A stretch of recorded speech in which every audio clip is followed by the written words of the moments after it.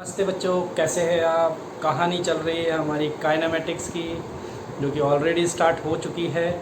और वहाँ पर हमने बात किया displacement, distance, velocity and speed.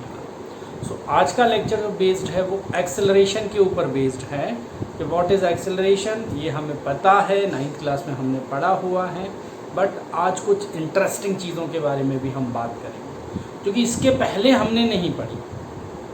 Clear है? और उसमें रिलेटेड कुछ एक क्वेश्चन भी करेंगे। तो स्टार्ट करते हैं अपनी कहानी। मेरा नाम है नीरज गुप्ता और ये है आपका चैनल फिजिक्स फाइल। ठीक है बच्चों, सबसे पहले तो बेसिक डेफिनेशन की बात हो जाए कि हम बात कर रहे हैं एक्सेलरेशन। तो what is the meaning of acceleration? The rate of change of velocity with respect to time is called acceleration. Basic definition यही हम लिखते हैं एक्सेलरेशन का। सो एक्सेलरेशन क्या होता है? Acceleration means rate of change of velocity of an object, rate of change of velocity of an object in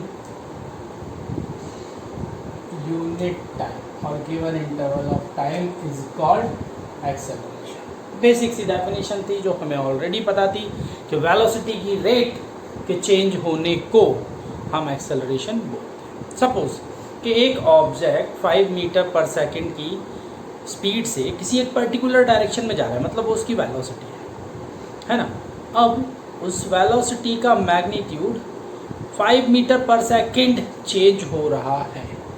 समझना मेरी बात। 5 मीटर पर सेकंड की स्पीड से वो ऑब्जेक्ट जा रहा है, फिर अगले सेकंड फिर 5 मीटर पर सेकंड इंक्रीज हो गया 10 मीटर पर सेकंड, फिर नेक्स्ट सेकंड 15 मीटर पर सेकंड, फिर नेक्स्ट सेकंड 20 मीटर पर सेकंड। तो कहानी ये चल रही है the rate of change of velocity. जो वेलोसिटी के चेंज होने की रेट है उसे हम एक्सेलरेशन बोलते हैं। और यहाँ पर हम ये भी देख रहे हैं कि वो रेट कांस्टेंट है। तो इस टाइप के एक्सेलरेशन को हम कांस्टेंट और यूनिफॉर्म एक्सेलरेशन बोल देते हैं। अभी हम बात करते हैं उसके बारे में। सबसे पहले तो हमें ये बेसिक डेफिनेशन पता चल गया कि the rate of change of velocity is called acceleration. अब हम बात करते हैं अगर ऐसा यूनिट की, तो हमें पता है कि एक्सेलरेशन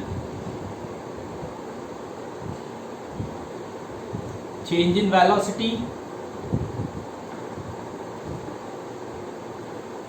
अपॉन टाइम,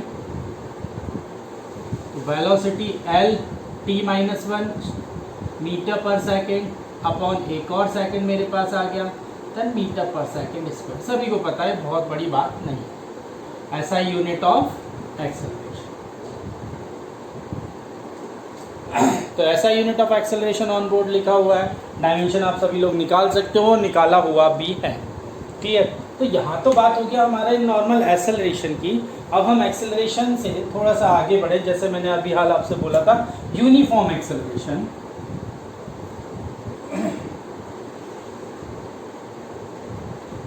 तो यूनिफॉर्म एक्सेलरेशन वो एक्सेलरेशन होगा जब एक्सेलरेशन का मैग्नीट्यूड और डायरेक्शन चेंज नहीं होगा। एक्सेलरेशन का मैग्नीट्यूड एंड डायरेक्शन चेंज नहीं होगा तो उस एक्सेलरेशन को यूनिफॉर्म एक्सेलरेशन बोला जाएगा।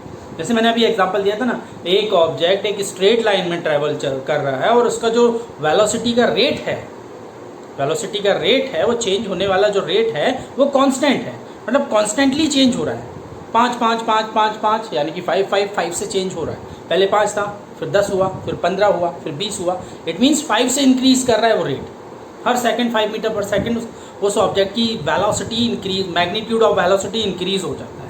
डायरेक्शन तो एक स्ट्रेट लाइन है, तो ना तो डायरेक्शन बदला और ना मैग्नीट्यूड बदला।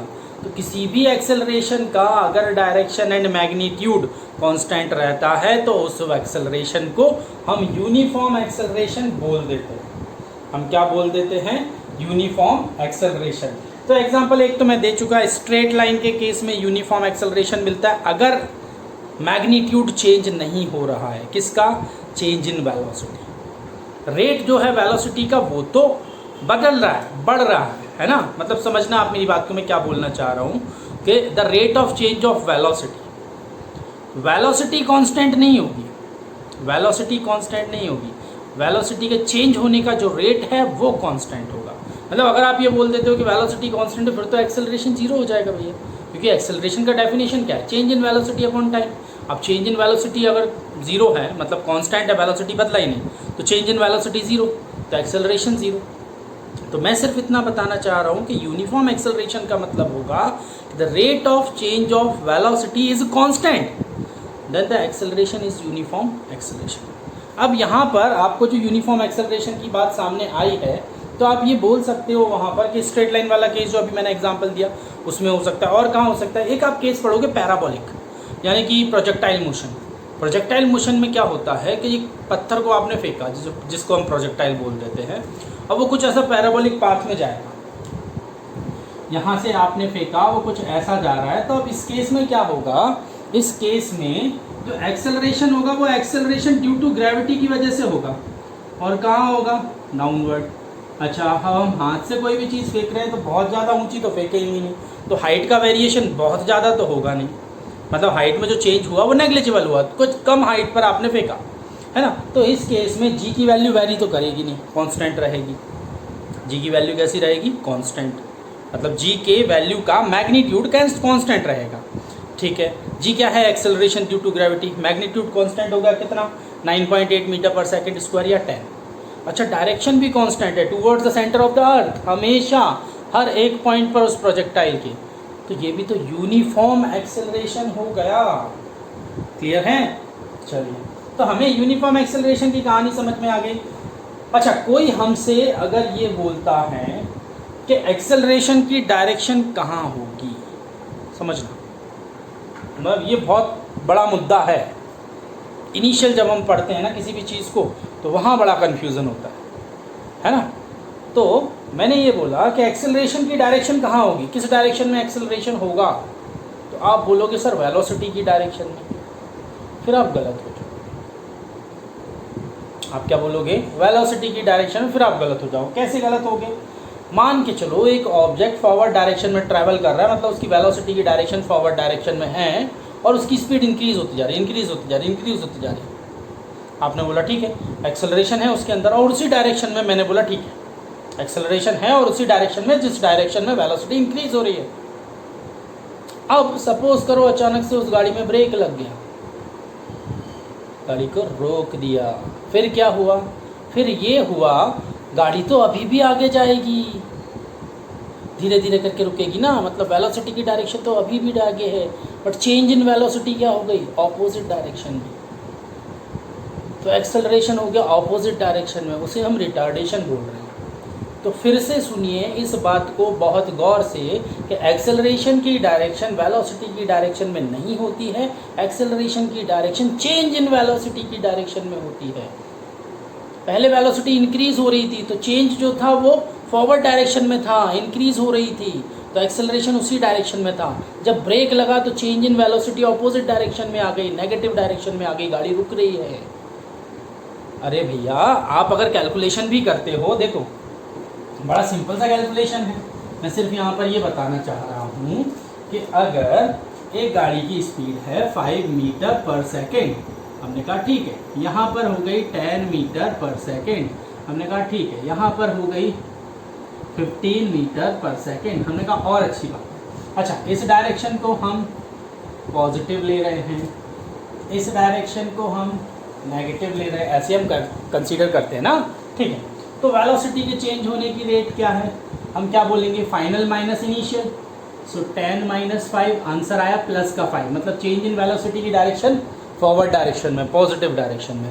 तो एक्सेलरेशन की डायरेक्शन कहाँ होगी, एक्सेलरेशन की डायरेक्शन फॉरवर्ड डायरेक्शन में होगी, मतलब एक्सेलरेशन पॉजिटिव होगा। अब सपोज करो कि यहाँ पर जाकर गाड़ी में ब्रेक लगा, अब गाड़ी की स्पीड हो गई अगले सेकंड में 10 मीटर पर सेकंड, फिर गाड़ी की स्पीड हो गई 5 मीटर पर सेकंड। समझिए मेरी बात को, यूनिफॉर्म एक्सेलरेशन की हम केस ले रहे हैं, नहीं भी ले रहे होगे तो भी यही कंसीडर करेंगे, है ना।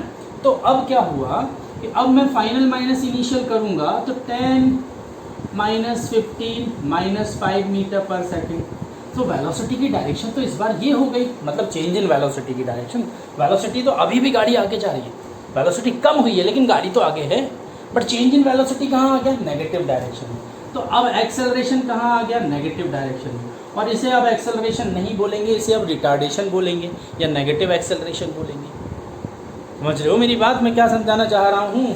भैया ये केस दिमाग में रखना, बड़ा कन्फ्यूज़न है नहीं तो यहाँ पर।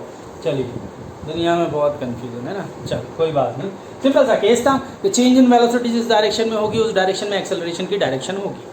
अब एक चीज़ और देखते हैं कि अगर velocity, change in velocity del v है ना, और एक्सेलरेशन हमेशा सेम डायरेक्शन में होते हैं। हमने कहा ठीक है, हमने यहाँ पर देखा भी चेंज इन वेलोसिटी पॉजिटिव थी, एक्सेलरेशन भी इसी डायरेक्शन में था, उसे पॉजिटिव एक्सेलरेशन बोल रहे थे।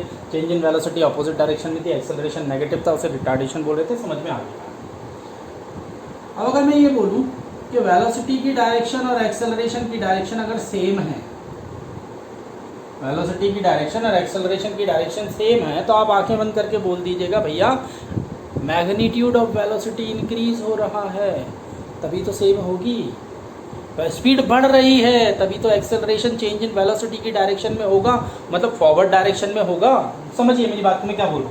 5 से 10 हुआ, 10 से 15 हुआ, तो rate of change of velocity का रेट कहाँ है? ये रहा। इस स्पीड से इंक्रीज हो रहा है एक्सेलरेशन, इस रेट से इंक्रीज हो रहा है एक्सेलरेशन। क्लियर है ना? तो मैं यही तो बोल रहा हूँ कि अगर वेलोसिटी की डायरेक्शन और एक्सेलरेशन की डायरेक्शन दोनों सेम है तो वेलोसिटी इंक्रीज हो रही है। और अगर अगर अगर अगर देखो यहाँ पर भी पार्टिकल तो आगे ही गया, मतलब वेलोसिटी की डायरेक्शन ये, बट एक्सेलरेशन की डायरेक्शन ऑपोजिट हो गई जिसे आप रिटार्डेशन बोल रहे हो, तो इस केस में मैग्नीट्यूड ऑफ वेलोसिटी डिक्रीज होगा, स्पीड कम होगी। स्पीड क्या होगी? कम होगी। तो समझ में आ रही है कहानी, क्या चल रहा है यहाँ पर? चलिए, तो अब हमें ये तो समझ में आ गया यूनिफॉर्म एक्सेलरेशन क्या होता है, एक्सेलरेशन क्या होता है, डायरेक्शन की हमने थोड़ी बहुत बात कर ली, वो हमारे दिमाग में बैठ गया। अब कहानी हम यहीं से स्टार्ट करते हैं। नॉन यूनिफॉर्म एक्सेलरेशन क्या होता है ओरली समझते हैं। जैसा एक्सेलरेशन यूनिफॉर्म क्या था, जिसमें मैग्नीट्यूड एंड डायरेक्शन चेंज ना हो, किसकी? एक्सेलरेशन की, तो वो यूनिफॉर्म एक्सेलरेशन हो गया। हमने बोला ठीक है, सॉरी, अब जिसमें मैग्नीट्यूड या फिर डायरेक्शन या फिर दोनों चेंज हो रहा है एक्सेलरेशन का, मतलब गाड़ी 0 पर थी, अचानक से 10 पर आ गई, अचानक से 100 पर हो गई। वेलोसिटी का जो चेंज होने का रेट है वो कांस्टेंट नहीं है ना। तो इस केस में कैसा होगा? Non uniform acceleration. मान के चलो हम एक सर्कुलर पाथ में घूम रहे हैं, स्पीड कांस्टेंट है, मतलब मैग्नीट्यूड ऑफ वेलोसिटी कांस्टेंट है, 5 मीटर पर सेकंड की स्पीड से सर्कुलर पाथ में घूम रहे हैं। तो अब मैग्नीट्यूड तो सेम है, बट डायरेक्शन तो सर्कल के हर एक पॉइंट पर चेंज होगा। अब डायरेक्शन चेंज होगा, इसका मतलब वेलोसिटी तो डायरेक्शन वाली क्वांटिटी है, मैग्नीट्यूड भले ही सेम है, तो क्या हुआ? डायरेक्शन तो बदल रहा है, इसका मतलब वहाँ एक्सेलरेशन होगा। और डायरेक्शन हर एक पॉइंट पर चेंज हो रहा है, डायरेक्शन हर एक पॉइंट पर चेंज हो रहा है। तो मैं सिर्फ ये बताना चाह रहा था यहाँ पर कि मैग्नीट्यूड से ही काम नहीं होता, डायरेक्शन भी देखना पड़ता है, और दोनों अगर नॉन यूनिफॉर्म रेट से चेंज हो रहे हैं तो भैया ये नॉन यूनिफॉर्म एक्सेलरेशन ही है। अच्छा, एवरेज एक्सेलरेशन क्या है? Average acceleration is the ratio of the change in velocity upon time. Change in velocity मतलब होल पाथ के लिए, होल एक्सपेरिमेंट के लिए, आप इनिशियल पॉइंट पर यहाँ आते, फाइनल पॉइंट पर वहाँ आओ, तो चेंज इन वेलोसिटी पूरे रास्ते के लिए upon time is called average acceleration, तो एवरेज एक्सेलरेशन के लिए मैं क्या लिख दूंगा?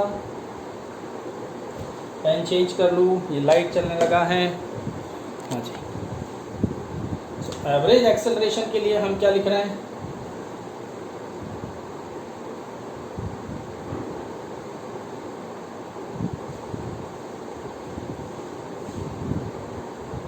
Change in velocity upon total time, है ना? Change in velocity upon total time मतलब उस पूरे रास्ते का सबका मिला जुला के कितना टाइम है। चेंज इन वेलोसिटी मतलब dv अपॉन dt, मतलब ये बड़ी क्वांटिटी की हम बात कर रहे हैं, या फिर इसको मैं लिख सकता हूँ v2 minus v1 final minus initial, है ना? ये डेल टी मतलब आपके पास टोटल टाइम जो भी है, जो भी लग रहा है, तो एवरेज एक्सेलरेशन तो यही होगी। इसको हम क्या बोलेंगे, एवरेज एक्सेलरेशन। ठीक है, मज़े आएगा भैया पढ़ने में एक्सेलरेशन को, क्या होता है एक्सेलरेशन, बढ़िया है। चलिए हमें ये तो समझ में आ गया कि एवरेज एक्सेलरेशन क्या होता है। सर इंस्टेंटेनियस वेलोसिटी पढ़ाया था आपने, तो इंस्टेंटेनियस एक्सेलरेशन जैसी भी चीज़ होती है। मतलब अगर ये del t time whole path का जो हमने लिया है, इसे हम बहुत छोटा इंटरवल कर दें, बहुत छोटा टाइम कर दें, मतलब डेल टी टेंड्स टू 0, तो वो वहाँ पर इंस्टेंटेनियस एक्सेलरेशन हो जाता है ना, इंस्टेंटेनियस एक्सेलरेशन हो जाता है, जिसे हम क्या लिखते हैं, limit del t tends to 0 del v upon del t, और इस टर्म को लिख दिया जाता है d v upon d t. ये वेक्टर क्वांटिटी है, ठीक है ना, d v upon d t. मतलब हम एक छोटे पर्टिकुलर उस इंस्टेंट की बात कर रहे हैं कि उस इंस्टेंट पर उस ऑब्जेक्ट का एक्सेलरेशन कितना है, तो वो इस फॉर्मूले से, तो इंस्टेंटेनियस एक्सेलरेशन का फॉर्मूला हो गया। अच्छा, यहाँ से हमें एक और चीज़ पता चल रही है, एक और कहानी पता चल रही है कि एक्सेलरेशन जो है वो वेलोसिटी को एक बार डिफरेंशिएट करने पर मिलेगा। जैसे वेलोसिटी में हमें क्या पता चला था कि वेलोसिटी डिस्प्लेसमेंट को एक बार डिफरेंशिएशन करने पर मिलती है, वैसे ही एक्सेलरेशन वेलोसिटी को एक बार डिफरेंशिएट करने पर मिलता है। मतलब हम ये बोल सकते हैं कि जो एक्सेलरेशन है वो फर्स्ट डेरिवेटिव्स ऑफ वेलोसिटी है। Acceleration is first derivatives of velocity, है ना। फर्स्ट डेरिवेटिव ऑफ वेलोसिटी मतलब वेलोसिटी का एक बार डिफरेंशिएशन करने पर एक्सेलरेशन मिलता है। अब नेक्स्ट कहानी क्या, हमें ये भी पता है कि भैया जो वेलोसिटी होती है वो D r upon d T होती है। मतलब velocity is first derivative of displacement, यही कहानी है। तो क्या मैं एक्सेलरेशन को डिस्प्लेसमेंट से रिलेट कर सकता हूँ? बिल्कुल कर सकता हूँ। मैं ऐसा लिख सकता हूँ कहीं पर कि d v upon d t, and we know that कि v इज इक्वल्स टू क्या होता है, v is equals to d r upon d t. So d v upon d r upon d t. अच्छा, इस term को maths के अंदर ऐसे लिखा जाता है, मतलब second derivative of displacement is called acceleration. Second derivative of displacement is called acceleration. First derivative of velocity is called acceleration, and second derivatives of displacement is also called acceleration. So second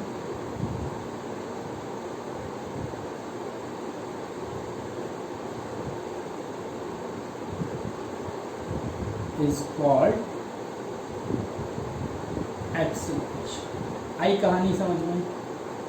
चलिए, मतलब अगर आपको velocity दिया है तो एक बार differentiation करके acceleration मिल जाएगा। अगर आपको डिस्प्लेसमेंट दिया है तो दो बार डिफरेंशिएशन कर दो, एक बार डिफरेंशिएशन करके वेलोसिटी, दूसरी बार डिफरेंशिएशन करके एक्सेलरेशन मिल जाएगा। कहानी इतनी सी थी। आई होप कि आप लोग समझ गए होंगे। क्लियर? अब आगे बढ़े हम थोड़ा सा। तो हमने यहाँ पर किन किन चीज़ों की बात की। अच्छा, डायरेक्शन बहुत इंपॉर्टेंट रोल प्ले करेगा एक्सेलरेशन में, तो थोड़ा सा दिमाग लगाएं, है ना। तो यहाँ पर हमने एक्सेलरेशन की बात की, हमने डायरेक्शन की बात की कि चेंज इन वेलोसिटी की डायरेक्शन में कहानी चलेगी, और अगर वेलोसिटी और एक्सेलरेशन की डायरेक्शन सेम है इसका मतलब वेलोसिटी का मैग्नीट्यूड इंक्रीज हो रहा है, वेलोसिटी और एक्सेलरेशन की डायरेक्शन ऑपोजिट है इसका मतलब मैग्नीट्यूड ऑफ वेलोसिटी डिक्रीज हो रहा है। तो ये सारी कहानी है। एक आध न्यूमेरिकल करते हैं, एक दो न्यूमेरिकल, फिर एक बड़े ही इंटरेस्टिंग केस पर आते हैं। बहुत इंटरेस्टिंग केस है, मज़े आएंगे उसके क्वेश्चन करके, ठीक है।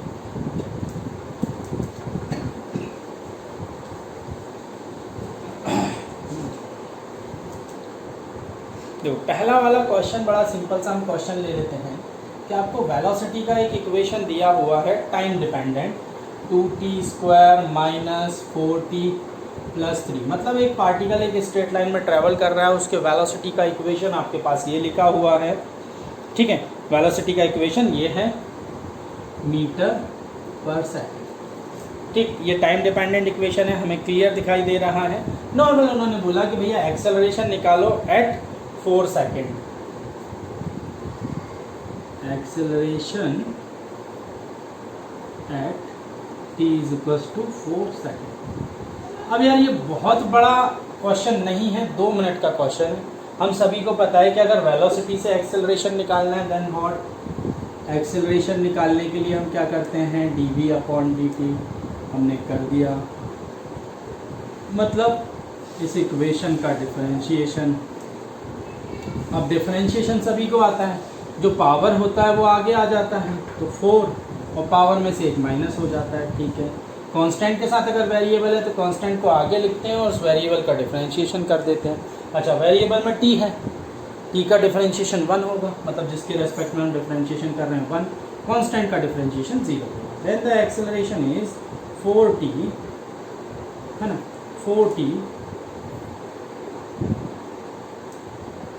माइनस 4। हमने कहा ठीक है, टाइम की वैल्यू को हम पुट कर देते हैं,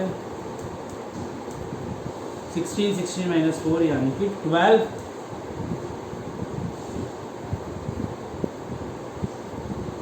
तो ये एक्सेलरेशन आपके पास आ गया कब, 4 सेकेंड पर। तो कोई बहुत बड़ा क्वेश्चन नहीं था, ये सिंपल सा क्वेश्चन था कि आपके दिमाग में घूम जाए कि हम करने क्या वाले। अब एक क्वेश्चन लेते हैं थोड़ा सा अच्छा, है ना, एक क्वेश्चन लेते हैं थोड़ा सा अच्छा, डिफरेंशिएशन पर थोड़ा सा खेल करते हैं। अच्छा, डिफरेंशिएशन इंटीग्रेशन का रोल बहुत रहेगा, इस बार मैं ऑलरेडी आपको अलग से एक चैप्टर पढ़ाया हुआ है, वो बताया हुआ भी है ना। हम जैसे कि 9th क्लास में हम इक्वेशन डिराइव करते थे, मोशन की इक्वेशंस डिराइव करते थे ग्राफिकल मेथड से, है ना, एल्जेब्रिकल मेथड से। यहाँ पर हम कैलकुलस मेथड से करें, डिफरेंशिएशन और इंटीग्रेशन का यूज़ करके वो कहानी करें। ठीक है, चलो अभी छोड़ते हैं उसको, अभी आते हैं वापस से हमारे टॉपिक पर। सो नेक्स्ट क्वेश्चन हम लेते हैं एक अच्छा सा। अच्छा, इस क्वेश्चन में ये बोल रहे हैं कि एक पार्टिकल है जो पॉजिटिव एक्स एक्सिस की डायरेक्शन में ट्रैवल कर रहा है ना, एक पार्टिकल पॉजिटिव एक्स एक्सिस की डायरेक्शन में ट्रैवल कर रहा है, और उस पार्टिकल की इक्वेशन है कुछ ऐसी, v is equals to alpha root x. X क्या है यहाँ पर, एक्स एक्सिस में जो डिस्टेंस मूव किया वो, ठीक है। अल्फा यहाँ पर पॉजिटिव कांस्टेंट है, पॉजिटिव कांस्टेंट, कुछ भी कांस्टेंट हो सकता है, पॉजिटिव कांस्टेंट है ये। v यहाँ पर वेलोसिटी है विच इज़ इन मीटर पर सेकेंड, ये कहानी हमें पता है। अच्छा, यहाँ पर उन्होंने दिया हुआ है at time zero, at time zero particle ने कहाँ से स्टार्ट किया है, 0 से। हर बार ये ज़रूरी नहीं है, देखो हर बार ये ज़रूरी नहीं है मेंशन होगा। टाइम 0 पर हो सकता है पार्टिकल सपोज 2 मीटर पर रखा था, ओरिजिन से पहले से ही 2 मीटर पर रखा था टाइम 0 पर, फिर टाइम बढ़ना स्टार्ट हुआ, पार्टिकल ने वहाँ से चलना स्टार्ट हुआ। तो ये कंडीशन समझनी पड़ेगी, है ना। तो क्या क्या चीज़ें, एक पार्टिकल जो कि एक्स एक्सिस में स्ट्रेट लाइन में ट्रैवल कर रहा है, उसकी इक्वेशन ये है, यहाँ पर अल्फा पॉजिटिव कांस्टेंट है, टाइम 0 पर डिस्प्लेसमेंट 0 है। अब वो आपसे 2 चीज़ें निकलवाने का बोल रहे हैं यहाँ पर, और बड़ा ही अच्छा क्वेश्चन है। 2 चीज़ें क्या हैं, एक तो बोल रहे हैं कि वेलोसिटी और एक्सेलरेशन की इक्वेशन निकालो जो कि टाइम के ऊपर डिपेंड है ना,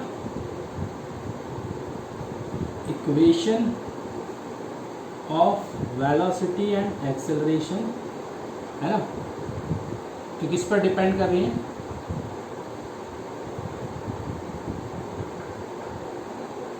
ऑन टाइम।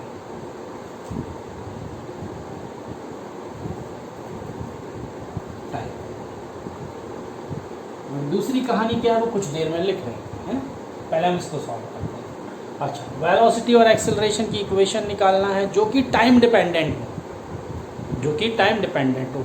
हमारा दिमाग घुमा, हमने वापस से इक्वेशन दिया, सर वेलोसिटी की इक्वेशन तो दी है लेकिन ये टाइम डिपेंडेंट नहीं है, ये तो डिस्प्लेसमेंट के ऊपर डिपेंड कर रही है। देखो आप अच्छे से, क्या ये टाइम के ऊपर डिपेंड कर रही है, नहीं, ये तो डिस्प्लेसमेंट के ऊपर डिपेंड कर रही है। फिर हम क्या लिखें, क्या वेलोसिटी को मैं ऐसा लिख सकता हूँ, ये होता है ना, वेलोसिटी क्या होता है, the rate of change of displacement, या first derivative of displacement is called velocity, हमने लिखा, ठीक है।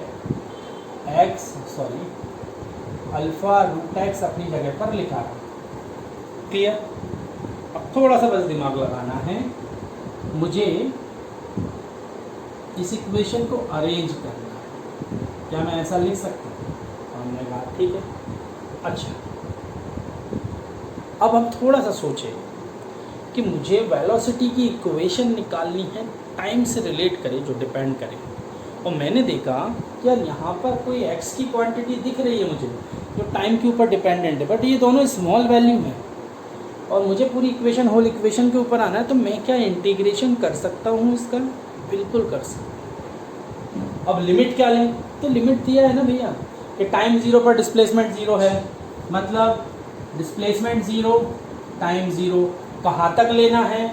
x तक लेना है, ये डिस्टेंस हमें यही लेना है। और कितने टाइम में? t टाइम में हमने सपोज कर लिया, तो लिमिट हमने ये लगा दिया। अच्छा, अब इंटीग्रेशन कैसे करना है? तो देखो,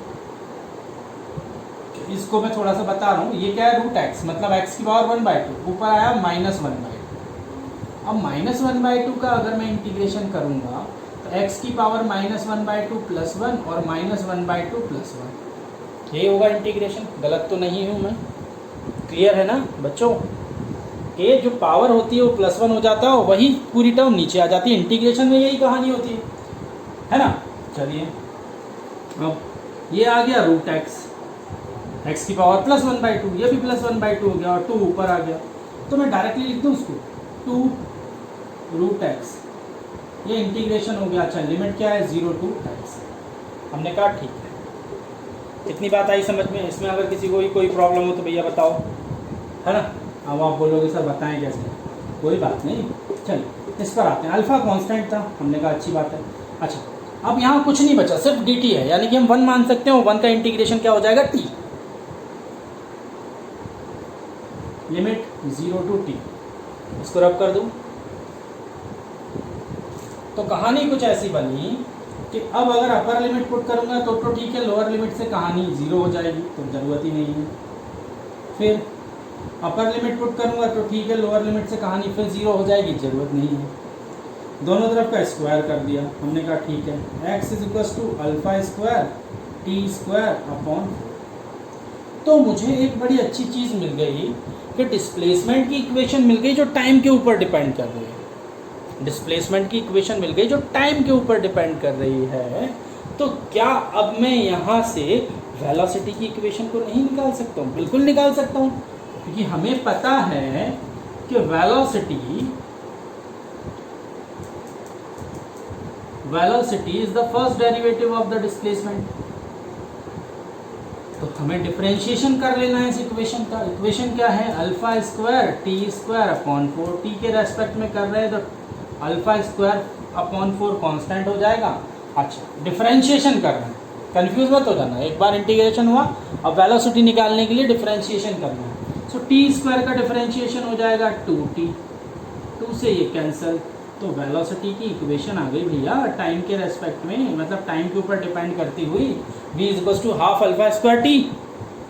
अच्छा, अब तो सर एक्सेलरेशन भी निकल जाएगा। बिल्कुल निकल जाएगा कि acceleration = dv/dt। So acceleration = differentiation of this ½ α²t। अच्छा, ½ α² कांस्टेंट है, बाहर आ गया, t का डिफरेंशिएशन हो जाएगा 1। अगर t का डिफरेंशिएशन 1 तो कहानी यहीं आ गई।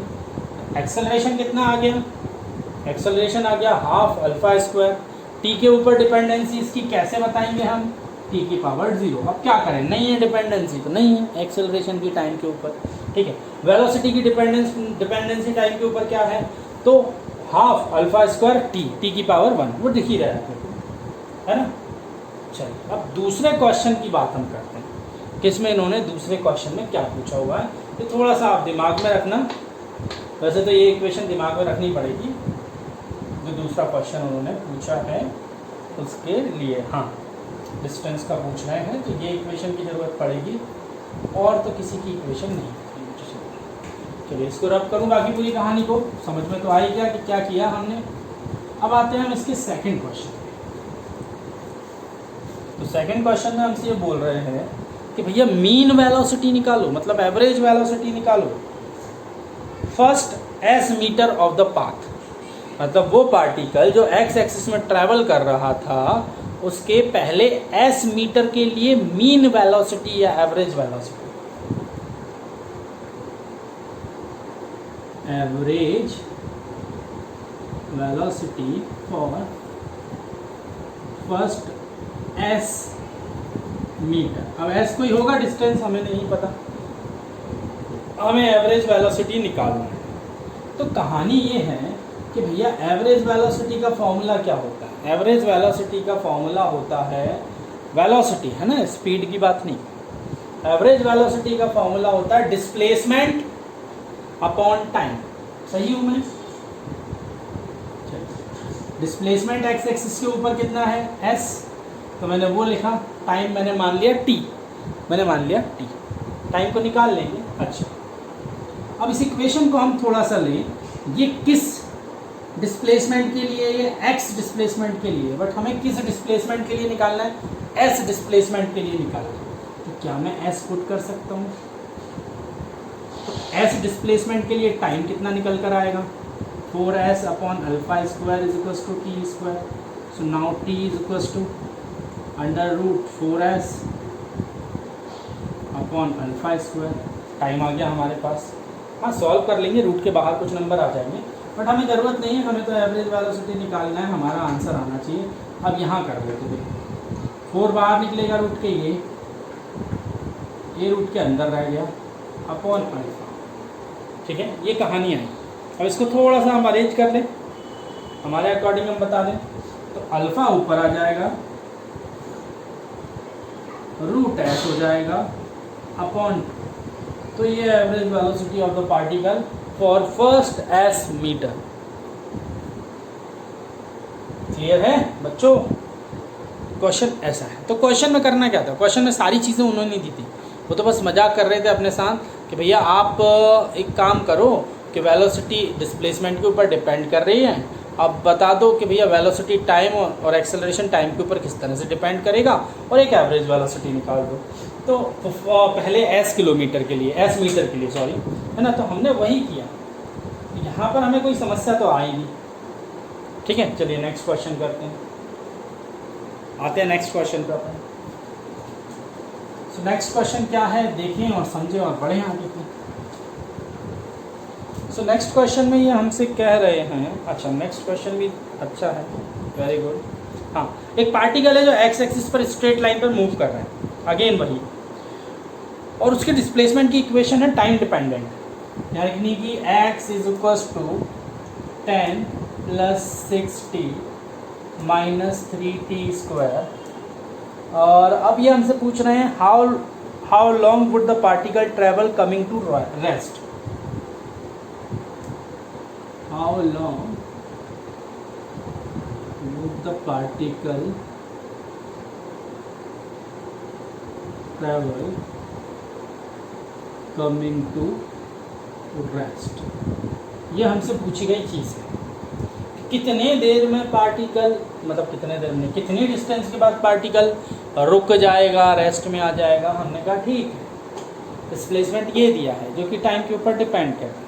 तो इसका मतलब तो ये हुआ कि डिस्प्लेसमेंट की जो इनिशियल वैल्यू होगी ऑफ एक्स, कब, एट t0, टाइम 0 पर, तो x कितना हो जाएगा, टाइम को 0 रख दो जगह जगह, x1 कितना आ गया 10 मीटर। तो इनिशियली पार्टिकल 10 मीटर पर था, मैंने पहले भी बोला है कि जरूरी नहीं टाइम 0 पर पार्टिकल x 0 पर हो, है ना। इनिशियली पार्टिकल यहाँ पर था, हमने कहा ठीक है, हमें तो वो डिस्टेंस बतानी है कि रुकने से पहले, मतलब रुकने के बाद या रुक जाने वाले टाइम पर पार्टिकल ने कितना डिस्टेंस ट्रैवल किया। तो इनिशियली पार्टिकल ने यहाँ से स्टार्ट की थी कहानी। चलो ठीक है, ये बात समझ में आ गई। अब रुकना मतलब वेलोसिटी 0, वेलोसिटी का कुछ है नहीं, तो क्या मैं डिस्प्लेसमेंट वाली इक्वेशन से वेलोसिटी नहीं निकाल सकता? बिल्कुल निकाल सकता हूँ कि velocity is equals to dx upon dt, मतलब इसका इंटीग्रेशन, डिफरेंशिएशन, 10 का हो जाएगा 0, t का हो जाएगा 1 और 3t का हो जाएगा 2t1। तो यही आएगा डिफरेंशिएशन। अच्छा, particle is in rest, particle rest में मतलब वेलोसिटी क्या हो गई 0, 6 - t। तो कितनी देर के बाद वेलोसिटी 0 हो जाएगी उस पार्टिकल की? हमने वो टाइम निकाल लिया यार, 1 सेकेंड के बाद पार्टिकल जाकर रुक जाता है। देखो टाइम 0 से स्टार्ट किया पार्टिकल ने, टाइम 0 पर पार्टिकल कहाँ था, 10 मीटर पर। अब 1 सेकंड के बाद पार्टिकल रुक रहा है, हमें ये पता चल गया। तो 1 सेकंड के बाद डिस्प्लेसमेंट डिस्टेंस कितना होगा उसका। So x2 is equals to, equation यही है, 10 1 सेकेंड और 1 second. So x2 is equals to 10 6 minus 3, x2 is equals to 30। तो फाइनली कहाँ पहुँच गया पार्टिकल, यहाँ। अब बता दो इनके बीच का इंटरवल, मतलब पार्टिकल ने कितना मूव किया होगा, x2 माइनस x1, 13 माइनस 10 यानी कि 3 मीटर। कहानी हो गई खत्म, कहानी हो गई खत्म। तो क्या बहुत ज़्यादा टफ क्वेश्चन था ये? नहीं, जो क्वेश्चन में वो बोल रहे हैं हम उसी के हिसाब से खेल रहे हैं, है ना। हम उसी के हिसाब से फ्लक्चुएट कर रहे हैं, अपने आप को ऊपर नीचे जैसे भी जाना है वहाँ पर लेकर जा रहे हैं चीज़ों को, ठीक है।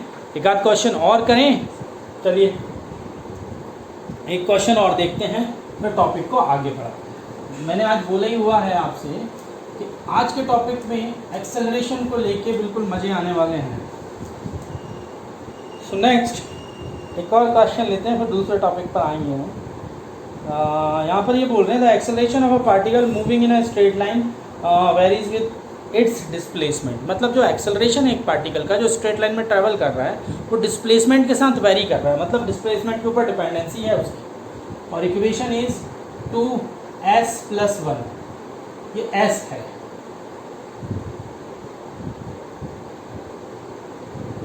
है ना, ये s है। आगे velocity of the particle is 0 at 0 displacement, 0 displacement particle की वेलोसिटी 0 है। Find the corresponding velocity displacement equation. अब आपको वेलोसिटी डिस्प्लेसमेंट इक्वेशन निकालना है। वेलोसिटी डिस्प्लेसमेंट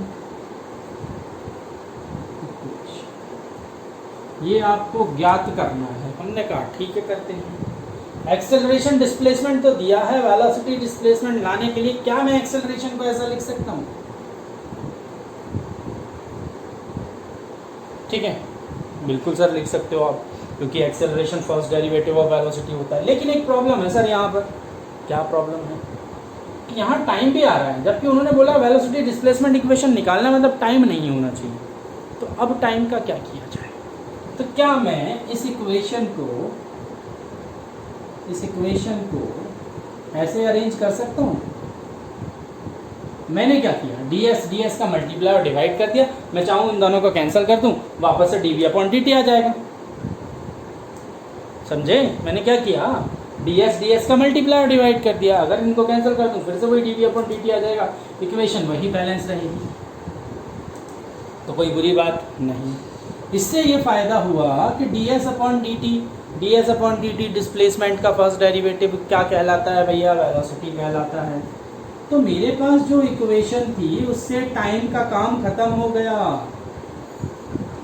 अब टाइम का काम खत्म हो गया सर, लेकिन इक्वेशन नहीं है तो छोटी छोटी क्वांटिटी है, dv/ds लिखा हुआ है। आपको तो इक्वेशन बताना, होल क्वांटिटी बताना है, ठीक है भैया। इंटीग्रेशन जैसी कोई चीज़ है हमारे पास, ये v dv, ये ds उधर चला गया, 2s+1 ds, इंटीग्रेशन कर लेंगे। अच्छा, इंटीग्रेशन के लिए लिमिट, जब डिस्प्लेसमेंट 0 था तब वेलोसिटी भी 0 थी, मतलब इनिशियली चीज़ें 0 हैं, वेलोसिटी 0 है, डिस्प्लेसमेंट 0, फाइनल वेलोसिटी v मान ली, फाइनल डिस्प्लेसमेंट s मान लिया, ठीक है, क्योंकि हमें इनके बीच में रिलेशन बताना है। ठीक, चलिए इंटीग्रेशन करते हैं। तो v पे पावर कितनी है 1, मतलब x की पावर 1 का इंटीग्रेशन क्या होता था, 1+1/1+1। तो ये हो जाएगा v²/2 लिमिट के साथ। यहाँ पर 2 कांस्टेंट है, भूल जाओ। s का इंटीग्रेशन अगेन s²/2 प्लस 1 का integration s, upper limit lower limit, मतलब उल्टा बोल दिया मैंने, लोअर लिमिट अपर लिमिट। अब पुट करते हैं, अपर लिमिट पुट किया तो कोई फ़ायदा नहीं, मतलब वही रहा। लोअर लिमिट पुट किया तो फ़ायदा ये हुआ कि 0 हट गया। अब यहाँ पर भी अपर लिमिट पुट किया, एज इट इज़ कहानी चली, अपर लिमिट पुट किया। अच्छा, s कॉमन ले लूँ तो थोड़ा अच्छा फीलिंग आएगा। लोअर लिमिट पुट किया, अगेन 0। आपको वेलोसिटी की इक्वेशन बतानी थी, तो वी स्क्वायर नहीं चाहिए हमें, तो हमने क्या किया, ऐसा लिख दिया ऐसा। ये इक्वेशन आ गई, ये रिलेशन आ गया जो वेलोसिटी और डिस्प्लेसमेंट को रिप्रेजेंट कर रहा है फ्रॉम दिस इक्वेशन। तो बस यही फेल करते रहना है। ऐसे क्वेश्चन 3-4 क्वेश्चन हमने डिस्कशन किया, दिमाग खुल गया होगा बहुत अच्छे तरीके से, और भी आगे करते रहेंगे। अब एक्सेलरेशन का थोड़ा सा इंटरेस्टिंग पार्ट हम समझने जा रहे हैं, है ना। एक्सेलरेशन का थोड़ा सा इंटरेस्टिंग पार्ट हम समझने जा रहे हैं, ठीक है। इसको रब कर देते हैं, आ जाते हैं उस पार्ट में।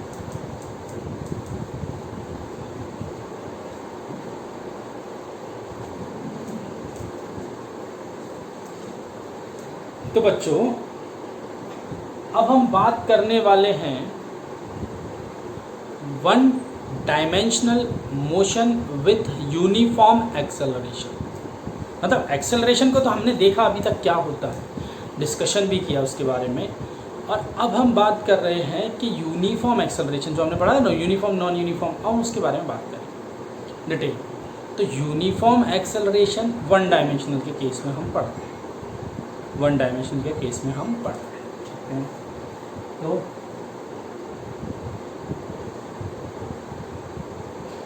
One dimensional motion with uniform acceleration.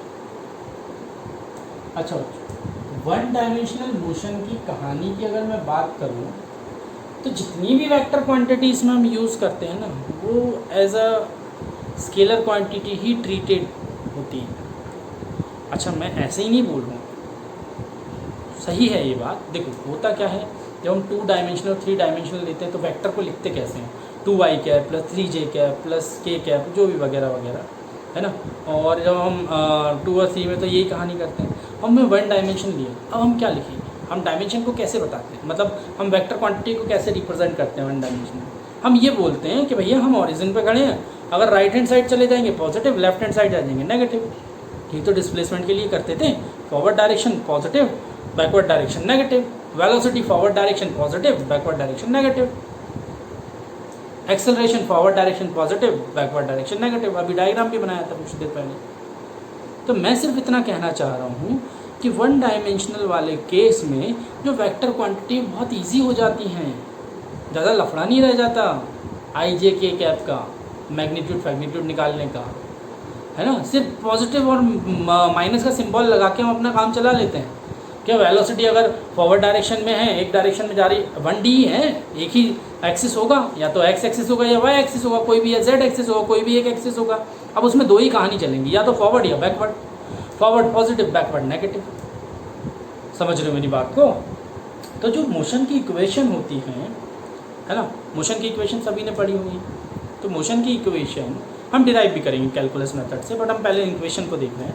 तो मोशन की इक्वेशन क्या क्या हुआ करती है, v = u + at।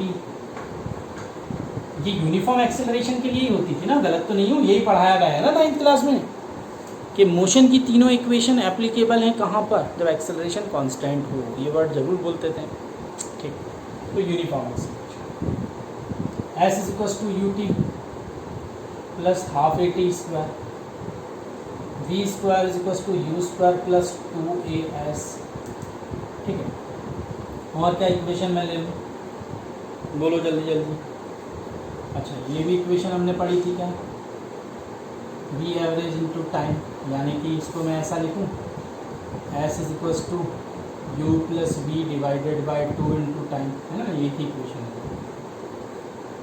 पढ़ी थी बिल्कुल।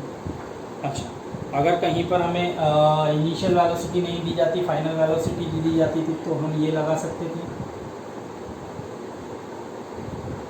कुछ बच्चे बोलेंगे सर पता नहीं, हाँ ये लगा सकते थे, बिल्कुल लगा सकते थे। हमें इनिशियल वेलोसिटी नहीं दी है, हमें फाइनल वेलोसिटी अकेली दी हुई है। सेकंड इक्वेशन को देखो गौर से और घूर के, इनिशियल वेलोसिटी होती थी हम इक्वेशन में ये लगा देते हैं, अगर फाइनल वेलोसिटी दी है तो हम उसी इक्वेशन को ऐसे भी यूज़ कर सकते हैं, ठीक है। अच्छा, एक इंपॉर्टेंट इक्वेशन और बताई गई होगी आपको, Sn = इनिशियल वेलोसिटी, ये इक्वेशन किसके लिए थी? ये इक्वेशन थी डिस्प्लेसमेंट इन nth सेकेंड। मतलब आप अगर यहाँ से डिस्प्लेसमेंट निकालोगे तो टोटल t टाइम में कितना डिस्प्लेसमेंट मूव किया उस पार्टिकल ने, ये उसके लिए है। मतलब कोई भी एक पार्टिकल है, टोटल t टाइम में कितना डिस्प्लेसमेंट मूव कर रहा है, ये इक्वेशन उस चीज़ के लिए थी, उसको बताती थी। अब मैं अगर ये बोलता हूँ कि टोटल टाइम में नहीं, मतलब जैसे कोई एक पार्टिकल है 10 सेकंड में 20 मीटर मूव कर रहा है या 10 सेकंड में 200 मीटर मूव कर रहा है, मैं सिर्फ ये पूछना चाह रहा हूँ कि 10वें सेकंड में कितना डिस्टेंस मूव किया उसने। मुझे मतलब नहीं है कि 10 सेकंड में कितना किया, मुझे मतलब है 10वें सेकंड में, सिर्फ 10वें, उस एक सेकंड में 10वें सेकंड में कितना डिस्टेंस मूव किया। तो वो इस फॉर्मूले से निकलता था, वो इस फॉर्मूले से निकलता था। हम इस फॉर्मूले को निकाल भी सकते हैं, देखो बहुत ज़्यादा टफ केस नहीं है इसी इक्वेशन से। ये टोटल टी टाइम के लिए, मतलब टी सेकंड में यहाँ पर टाइम को ही रिप्रेजेंट कर रहा है, तो टोटल एन टाइम में अगर कोई पार्टिकल इतना डिस्टेंस मूव करता है एंड n-1 टाइम में वही पार्टिकल अगर इतना डिस्टेंस मूव करता है, तो आपको क्या निकालना है, nth टाइम पर वो पार्टिकल कितना डिस्टेंस मूव करेगा, यानी कि वो आखिरी वाले सेकंड पर। तो हम क्या करेंगे, टोटल डिस्टेंस में से उसके एक पहले सेकंड वाली डिस्टेंस तक माइनस कर देंगे, तो हमें ऐसे nth वाला पार्टिकल मिल जाए। तो Sn is equals to Sn minus Sn minus 1। Sn is equals to, Sn का वैल्यू आपके सामने है, un plus half an square minus ये value un minus 1 plus half an minus 1 का होल स्क्वायर। क्लियर? चलिए, तो Sn इज इक्वल्स टू, अच्छा un half an square as it is, यहाँ हम थोड़ा सा सॉल्व करेंगे इसे, है ना। तो ये माइनस u का मल्टीप्लाई होगा तो माइनस un हो जाएगा, माइनस माइनस प्लस u हो जाएगा और माइनस प्लस माइनस हो जाएगा, हाफ ए। यहाँ आइडेंटिटी लगा सकता हूँ, a square plus b square minus 2ab वाली। क्लियर? अब हमें क्या दिख रहा है, un से un गया, और क्या, Sn is equals to half an square plus u minus half an square. Clear? Minus plus minus half a, minus minus plus, so ये an हो जाएगा। क्लियर है? 2 से 2 कैंसिल हो गया। अब ये हाफ an स्क्वायर गया, इक्वेशन आ गई वही जो अभी मैंने फॉर्मूले में आपको बताई थी। आप देख सकते हैं, देखिए u ये लिखा है, अच्छा a/2, तो प्लस मैं क्या करूँ, यहाँ से a कॉमन आ रहा है इन दोनों में, u तो यहाँ आ गया, इन दोनों में से a कॉमन आ रहा है, ये लिख लिया। अच्छा 2 भी कॉमन मैंने ले लिया, तो यहाँ 2 था क्या अपॉन में, नहीं, तो ऐसा और माइनस। फॉर्मूला आपके सामने है जो पहले भी लिखा था और अभी प्रूफ कर दिया। तो प्रूफ करना बहुत ज़्यादा टफ नहीं है, मेरा मोटो ये बताना नहीं था, बट ठीक है बीच में आ गया तो हमने ये डिस्कशन कर लिया। मैं यहाँ पर आपको सिर्फ इतना बताना चाह रहा था कि ये मोशन की जो इक्वेशंस हैं, मेन पॉइंट पर अब आ रहा हूँ, ये जो मोशन की इक्वेशंस है, यहाँ पर जो s हुआ करता है क्या है, ये डिस्टेंस या डिस्प्लेसमेंट, डिस्टेंस या डिस्प्लेसमेंट। अब कन्फ्यूज़न, आधे बच्चे बोलेंगे सर डिस्टेंस, आधे बच्चे बोलेंगे सर डिस्प्लेसमेंट। ये एक्चुअल में डिस्प्लेसमेंट है, ये एक्चुअल में डिस्प्लेसमेंट है। सुनना मुझे ध्यान से और समझना, ये क्या है, एस डिस्प्लेसमेंट, डिस्टेंस नहीं है। बट होता क्या है कि यहाँ पर हम 2 केसेस की बात करें, रब कर दूँ इसको,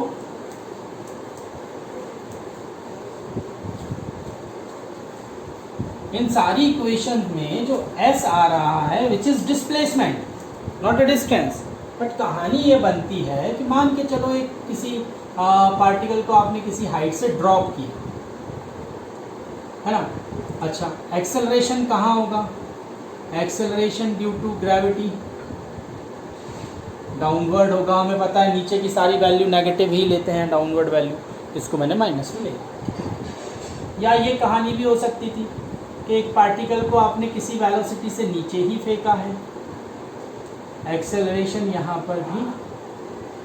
तो एक केस तो आपके पास ये बनता है क्या केस कि जब इनिशियल वेलोसिटी 0 हो या initial velocity is parallel to the acceleration due to gravity और एक्सेलरेशन। फिर से इनिशियल वेलोसिटी या तो 0 हो या वो पैरेलल हो किसके पैरेलल हो, एक्सेलरेशन के। तो इन दोनों ही केस में डिस्प्लेसमेंट डिस्टेंस के इक्वल होता है।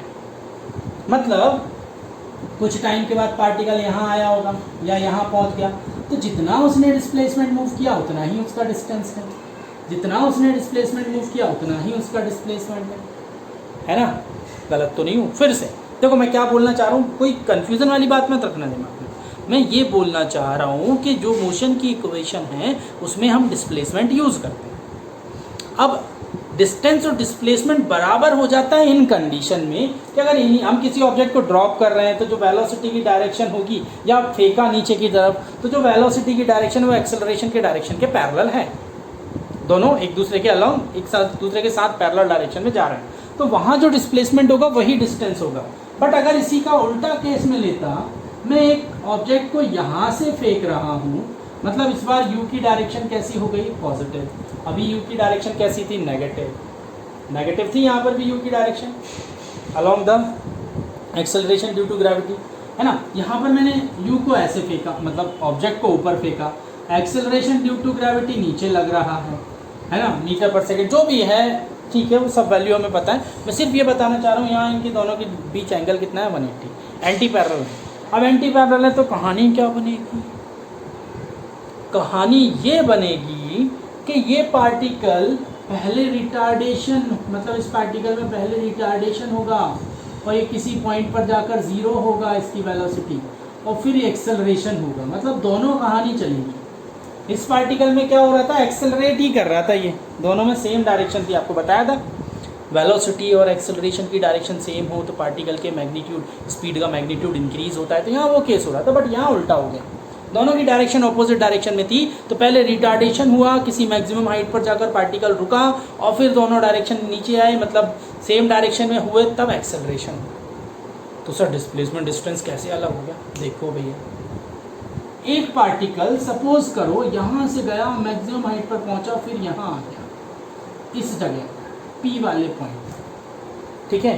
तो अब डिस्टेंस कितना हुआ, मान लो ये 10 सेंटीमीटर 10 मीटर है ना, और ये 2 है, तो आप बोलोगे डिस्टेंस हुआ 12 मीटर का, लेकिन आप डिस्प्लेसमेंट के लिए क्या कमेंट करोगे, डिस्प्लेसमेंट है 10 - 2 यानी कि 8 मीटर।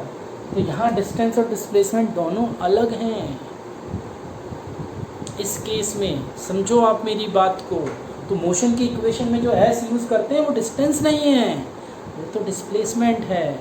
अगर गलती से आपके पास कोई ऐसी सिचुएशन आई, मैं न्यूमेरिकल भी कराऊंगा अभी इस पर, कोई ऐसी सिचुएशन आई जहाँ पर आपको कोई न्यूमेरिकल दिया हुआ है और आपने वो टाइम रख के सॉल्व कर दिया और बोला कि सर डिस्टेंस आ गया, गलत हो जाओगे भैया, वो डिस्प्लेसमेंट निकला होगा उस टाइम के साथ। डिस्टेंस निकालने के लिए क्या करना है तो बता रहा हूँ मैं, है ना।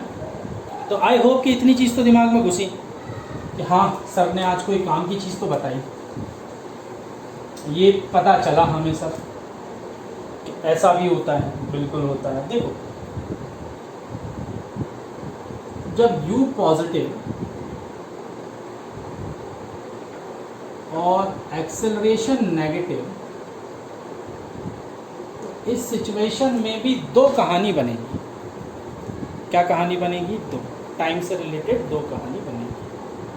क्या दो कहानी बनेगी, कब, जब पार्टिकल ऊपर जा रहा है ना, जब पार्टिकल ऊपर जा रहा है तो हम उसकी मैक्सिमम हाइट के लिए टाइम निकालेंगे कि कितनी देर में पार्टिकल ऊपर पहुंचेगा। टाइम फर्स्ट वाली इक्वेशन से निकाल सकते हो आप, है ना, टाइम फर्स्ट वाली इक्वेशन से निकाल सकते हो, v = u + at, final velocity 0, initial velocity से आपने फेंका है -g, है ना, और टाइम आपने t मान लिया वहाँ पर t0, तो t कितना आ जाएगा, u/a।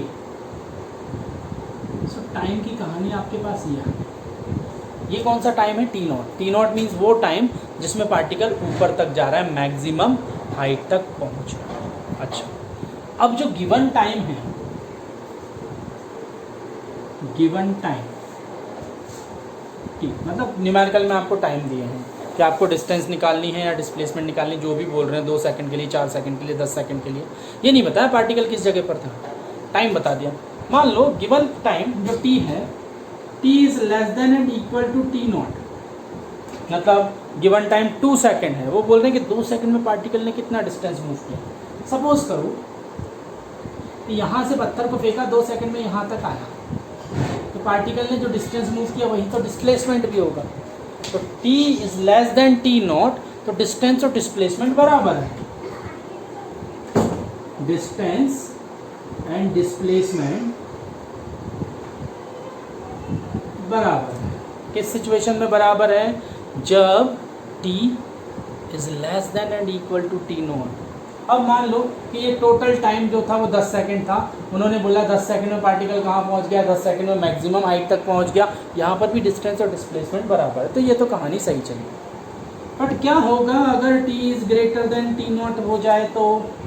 मतलब अब उन्होंने बोला अच्छा 10 सेकंड में पार्टिकल मैक्सिमम हाइट तक पहुँच रहा था, लेकिन वो बोल रहे हैं कि 12 सेकंड के बाद पार्टिकल कहाँ आए, तो अब तो गिवन टाइम जो मैक्सिमम हाइट का टाइम था उससे ज़्यादा निकल गया, तो पार्टिकल लौट के कहीं पर आएगा। अब डिस्टेंस और डिस्प्लेसमेंट अलग अलग हो जाएंगे, तो अब डिस्टेंस कैसे निकलेगा? डिस्टेंस निकलेगा d1 प्लस d2। अब ये d1 और d2 क्या है? d1 वो डिस्टेंस है जो मैक्सिमम हाइट का है ना, d1 वो डिस्टेंस है जो मैक्सिमम हाइट का है। अब मैक्सिमम हाइट का डिस्टेंस आप कैसे निकालोगे? फाइनल वेलोसिटी 0, थर्ड इक्वेशन रख के आप d1 निकाल सकते हो, गलत तो नहीं हो। v square is equals to u square plus 2as, ये इक्वेशन रख के हम d1 निकाल सकते हैं। सो d1 हमारे पास कितना निकलेगा? u स्क्वायर अपॉन 2, इस वाले फॉर्मूले, देखो वही फॉर्मूला है, v square is equals to u square plus 2as, ये हो गया 0, ये हो गया माइनस, ये इधर आया, s कितना आ गया? u स्क्वायर अपॉन 2a, तो वही लिखा है, s मतलब डिस्टेंस, तो d1 निकल गया, d1 निकल गया। अब d1 तो टोटल डिस्टेंस तो है नहीं, d2 भी निकालना है। d2 कैसे निकलेगा? तो d2 सेकंड इक्वेशन से निकाल, s is equal to ut plus half at square. सुनना ध्यान से मुझे वो बहुत अच्छे से, s डिस्प्लेसमेंट यानी कि d2 हम निकाल रहे हैं, u यहाँ पर जाकर पार्टिकल रुक जाएगा, मतलब अब नीचे आना स्टार्ट होगा, तो इनिशियल वेलोसिटी क्या हो गई? 0। इनिशियल वेलोसिटी 0, ये कहानी पूरी खत्म। आपने बोला सर अच्छी बात, बहुत अच्छी। अब एक्सेलरेशन क्या? अच्छा हम डिस्टेंस निकाल रहे हैं, एक्सेलरेशन नेगेटिव होगा, माइनस में होगा, पता है मुझे, लेकिन हम रखेंगे पॉजिटिव, मैग्नीट्यूड की बात कर रहे हैं। एक्सेलरेशन, अच्छा टाइम क्या आप t रख लोगे ना? टाइम कौन सा रखोगे? ऊपर जाने वाला टाइम, उसके लिए तो डिस्टेंस निकल चुकी है। अब यहाँ से पत्थर गिर रहा है किसी हाइट तक, हमें वो डिस्टेंस निकालनी है d2, तो जो गिवन टाइम होगा उसमें से हम ऊपर जाने वाले टाइम को माइनस कर देंगे, तो टाइम ये रखा जाएगा t माइनस। जैसे वो बोल रहे हैं ना कि 10 सेकंड में पार्टिकल ऊपर पहुंच रहा है, उन्होंने बोला 12 सेकंड के लिए, तो 12 माइनस 10 यानी कि 2 सेकंड। 2 सेकंड कौन सा? जब ऊपर से 2 सेकंड में कितना गिर के आएगा, वो डिस्टेंस हम निकाल रहे हैं d2। तो d1 निकल गया, d2 निकल गया, पुट कर दो यहाँ पर, क्या आया फॉर्मूला? ध्यान रखिए भैया, ये बहुत अच्छा फॉर्मूला है, अगर डायरेक्ट याद हो जाएगा तो बहुत अच्छी कहानी मिल जाएगी आपको, नहीं याद होगा फिर इतनी रामायण कर। तो यहाँ से आप डिस्टेंस निकाल सकते हैं। अच्छा डिस्प्लेसमेंट तो आपको वैसे ही मिल जाएगा, s is equals to ut plus half at square से जो टाइम आपको गिवन होगा वो रख के ही डिस्प्लेसमेंट मिल जाएगा। एक क्वेश्चन में करा रहा हूँ, ये कन्फ्यूज़न ख़त्म करना। समझे मेरी बात को, मैं क्या बोलना चाह रहा था कि यहाँ पर जो एस है वो डिस्प्लेसमेंट है, ना कि डिस्टेंस। केस समझ में आया? चलो एक बहुत प्यारा सा क्वेश्चन लेते हैं, तो ये इस चीज़ को और क्लियर करेगा, फिर से हम इसको समझेंगे उस केस में, ठीक है? देखो क्वेश्चन लेते हैं हम यहाँ पर, a particle is projected vertically upward with velocity 40 metre पर सेकेंड। क्वेश्चन को लिखता हूँ, a particle is projected vertically upwards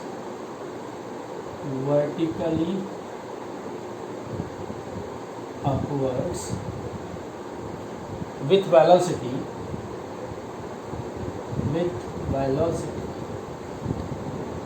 40 meter per second. Find the displacement and distance traveled.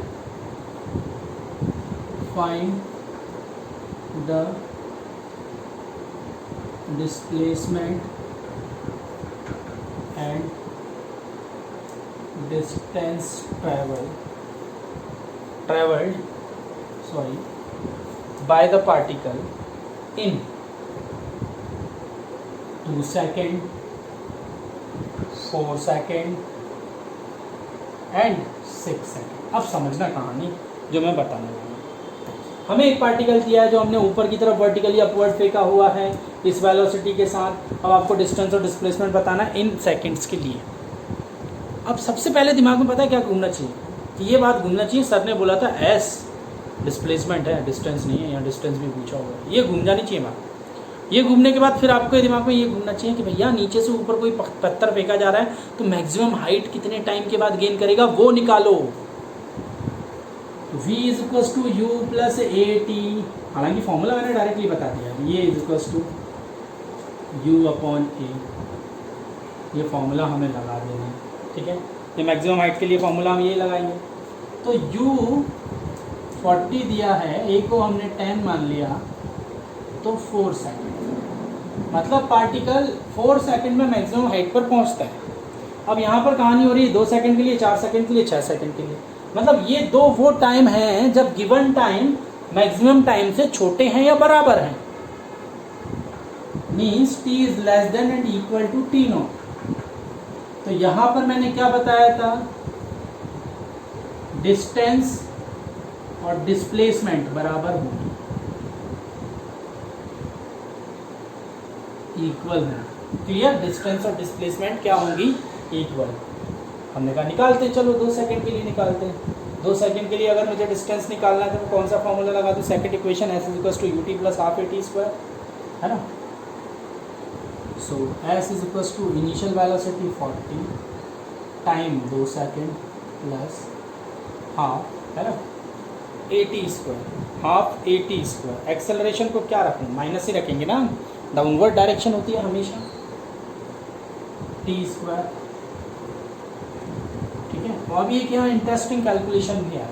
अच्छा, ये कौन सा वाला निकल रहा है, 2 सेकेंड।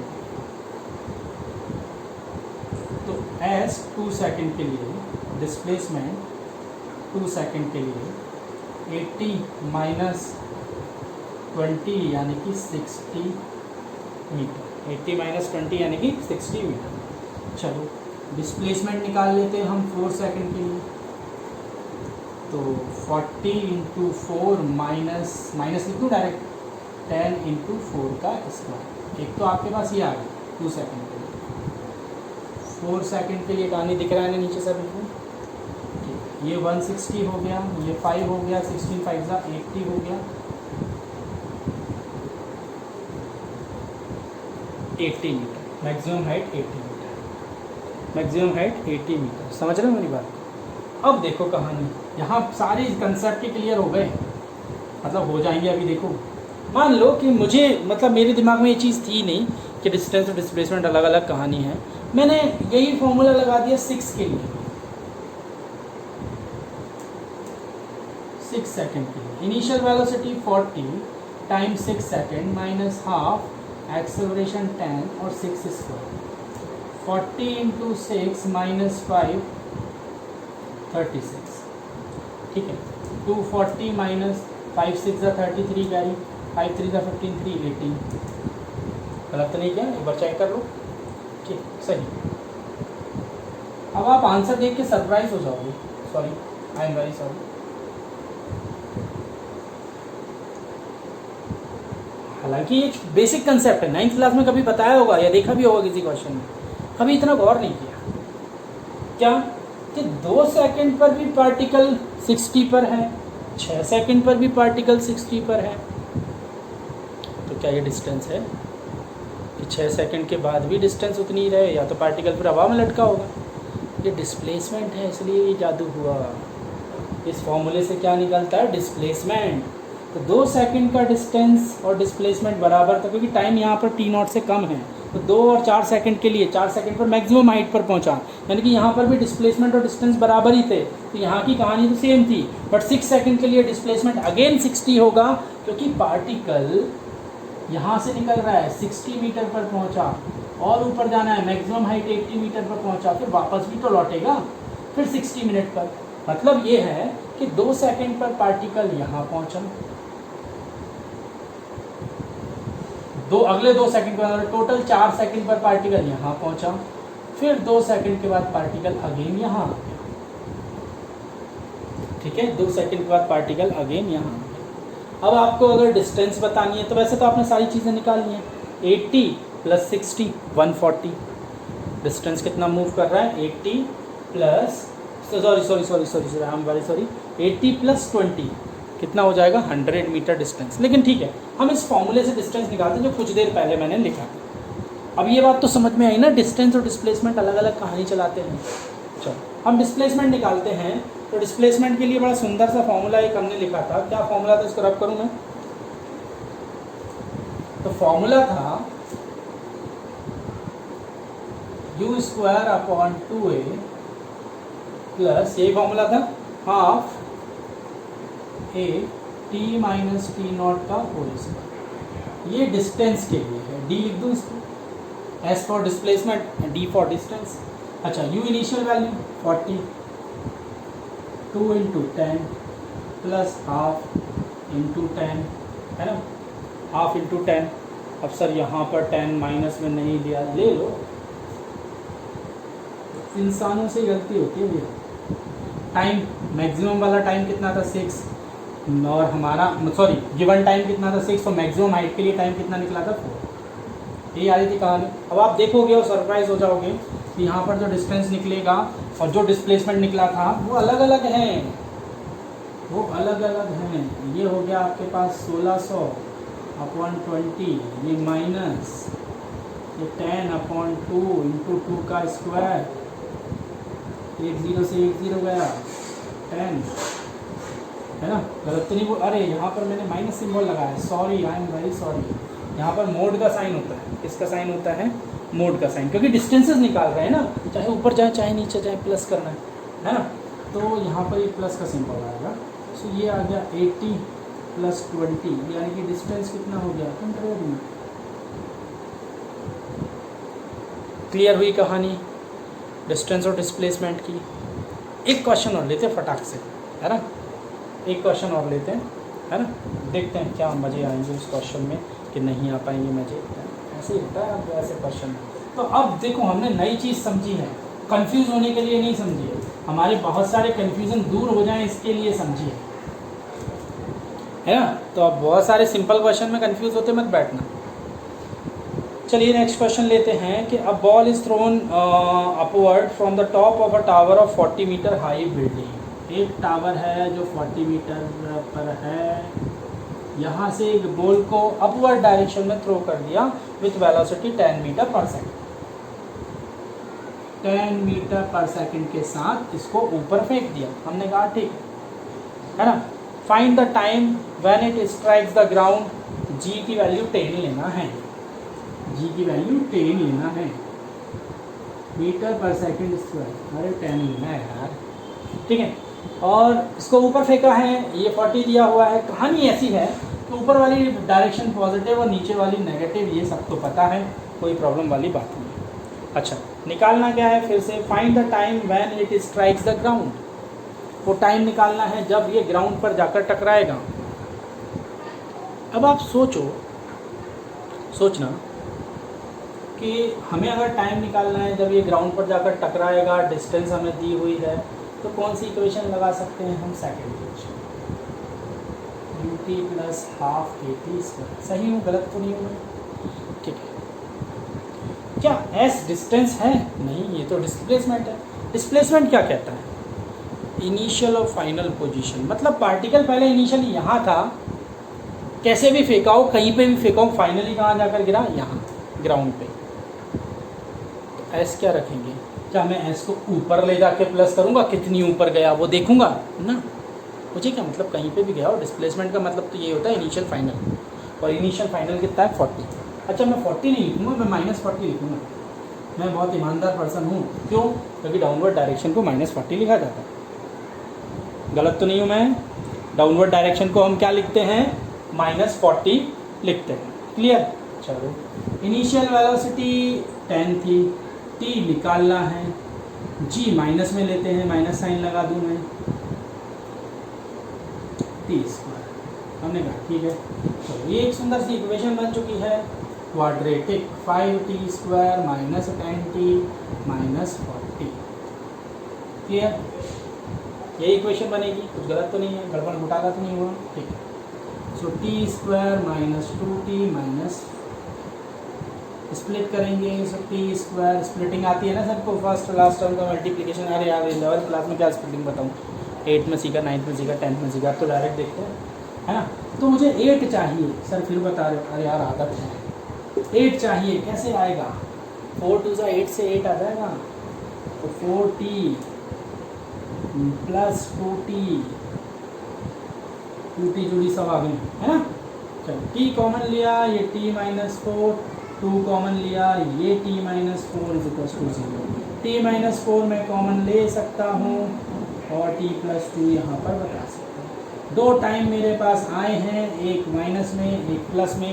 आप बोलोगे सर माइनस में टाइम नहीं होता, बिल्कुल नहीं होता, हटा दिया 4 सेकेंड। कितने टाइम के बाद, कितने टाइम के बाद ये नीचे आ जाएगा, तो ये 4 सेकेंड के बाद नीचे आ जाएगा। कितने टाइम के बाद, 4 सेकेंड के बाद। अच्छा t माइनस 2 का भी ऐसा नहीं है कि अपना कोई मतलब नहीं है, बिल्कुल मतलब। देखो ना बोलोगे सर ये क्या बोल रहे हो, बिल्कुल सही बोल रहा हूँ, बिल्कुल वर्ड टू वर्ड करेक्ट बोल रहा हूँ, -2 का भी अपना महत्व है ना। देखो कैसे एक्चुअल में क्या हुआ, पहले ये अपनी मैक्सिमम हाइट पर गया, मैक्सिमम हाइट पर कितनी देर में जाएगा देखें, पता करें। तो मैक्सिमम हाइट पर जाने के लिए final velocity 0, initial velocity 10 minus g की वैल्यू 10 और टाइम है t, तो t आ गया 1 सेकेंड, गलत तो नहीं। तो 1 सेकेंड में ये अपनी मैक्सिमम हाइट पर गया, मतलब 1 सेकेंड में ये यहाँ पहुँचा, फिर 1 सेकेंड में ये नीचे आया, कितने सेकेंड हो गए, 2 सेकेंड, है ना, 2 सेकेंड। अब यहाँ से यहाँ तक कितने सेकंड में आ रहा होगा, खुद लॉजिक लगाओ, कितने सेकंड में आ रहा होगा, 2 सेकंड में आ रहा होगा, 4 सेकंड नहीं ले रहा, 4 सेकंड तो यहाँ से फिकने पर ले रहा था, वो पूरा टाइम था, समझ गए। तो ये इक्वेशन ऑफ मोशन बहुत कमाल की चीज़ है। चलिए फिर आज का लेक्चर हम यहीं पर ख़त्म करते हैं, मिलते हैं अपने नेक्स्ट लेक्चर में, इसी एक्सेलरेशन को आगे बढ़ाएंगे। Have a nice day and thank you.